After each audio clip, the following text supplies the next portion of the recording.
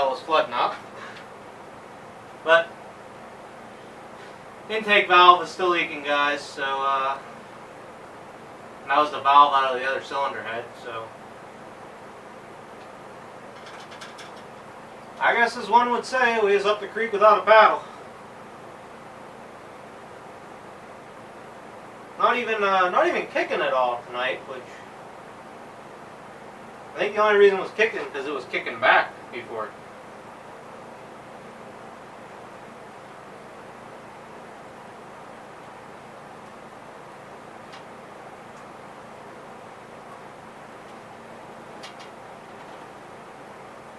I'm gonna go out on a limb and say we lost. Oh, we lost ground. We had no ignition. All right.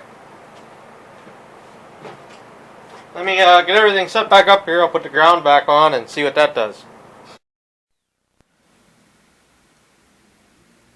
Alright boys, it's been it's at least been a week since I looked at the Westchester last. I pulled the cylinder head back off here today. And this here would be the valve in question. What I'm wondering looking at it, and I think you guys can see it in there, I am plain just wondering if the head's ate out around the seat. Because if you look back in there, that's right where the head's ate up pretty good. You guys can see almost a little bit better. I'm wondering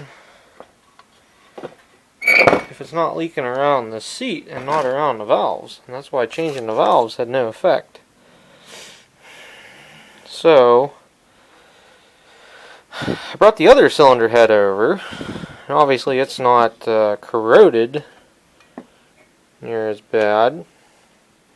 See, that one's got a nice square shoulder underneath of it.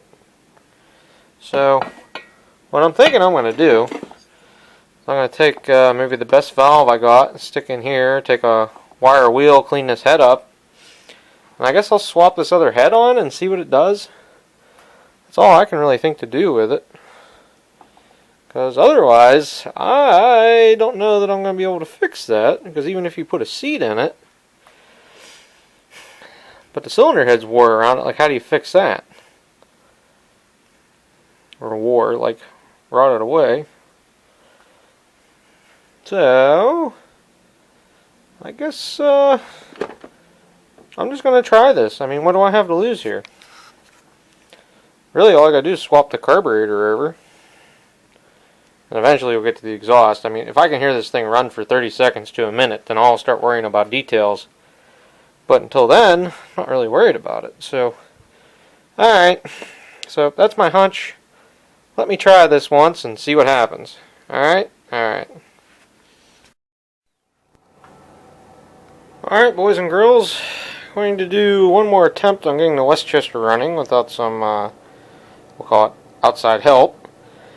So, I have reassembled the other head, put both the valves in. I mean, they seem okay. Turned it over by hand. I don't notice it leaking, but didn't notice it before either. So, got my ignition system rigged back up, and I did in fact lose spark. It was a bad connection with the alligator clips, which, hindsight, you know, I should wire it up correctly, but I want to hear it run once. So, we're going to risk the biscuit here again, and I'm going to belt start it, even though I do have the belt pulley. Because I can turn it over a lot longer without getting anything too hot. And just see what happens. Hopefully I got it timed semi-correctly. I don't know, it has a timing advance and all kinds of stuff in the distributor. There is no actual tech or service manual on the Westchester, but there's a whole lot of improvements and tech bulletins and stuff, and that's about it to go on. So, without further ado, guys, I'm going to just crank the Navy L up. I'm going to make sure it's got some gas in it here so it can run for a while. And I'm going to open a window up. It is extremely windy out today, so just kind of want to hear this thing kick off. If it'll kick off and run for 20 seconds, that's good. I know the oil pump is working because it has filled the oil filter, or at least has put some oil in the oil filter.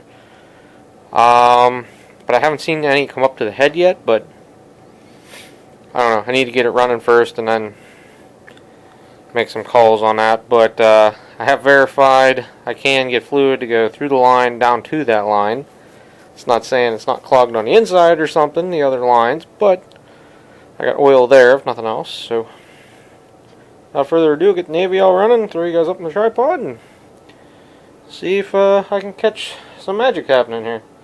It would be nice to see it drive back and forth just a little bit. A few inches would be good. BRB. Alright boys, I double checked the timing and I got it firing a skosh towards the exhaust stroke a little bit. So it should run, but it should breathe fire out the exhaust, if you know what I mean. So, I don't know. See what happens here.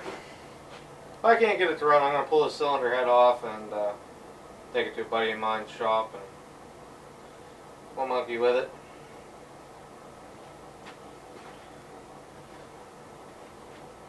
Oh, maybe. Oh, I'm going to put the belt back on and pull the ratchet off too. Shouldn't be bad.